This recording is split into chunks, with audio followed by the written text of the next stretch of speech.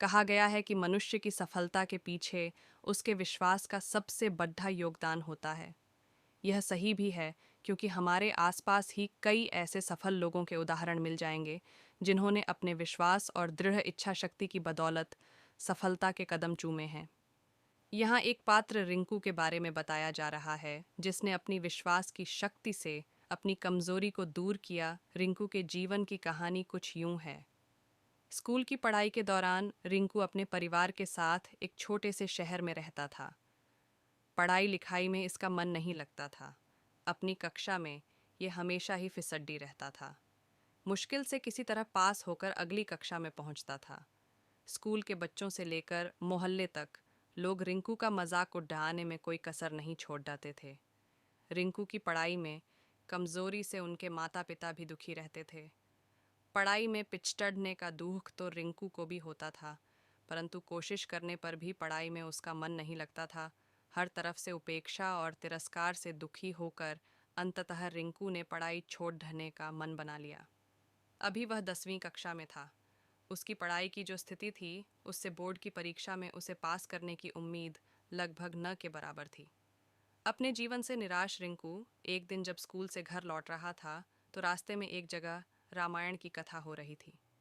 उस समय ओजस्वी स्वर में कथावाचक लंका कांड की व्याख्या कर रहे थे।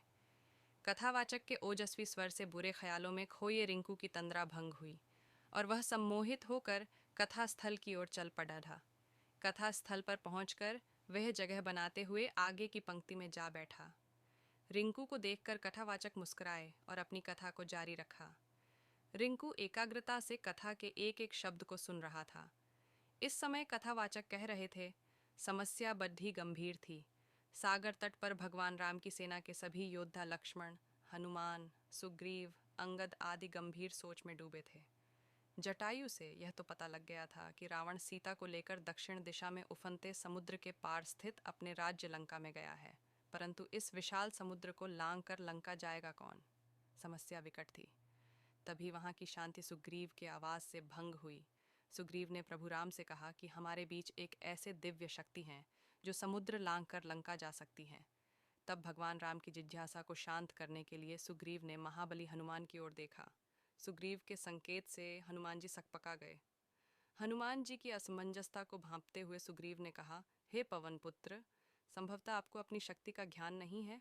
बचपन में आपने सूर्य को एक फल समझते हुए एक छलांग में उसे सैकड़ों कोस दूर जाकर निगल लिया था, तो फिर लंका की दूरी ही क्या है? जरूरत है तो सिर्फ आपको अपने विश्वास को जगाने की। आप जब अपने विश्वास को जगा लेंगे और मन में ठान लेंगे तो शक्ति आप में स्वतः आ जाएगी। आगे की कहानी पार्ट 2 में चैनल को सब्सक्राइब कर लें।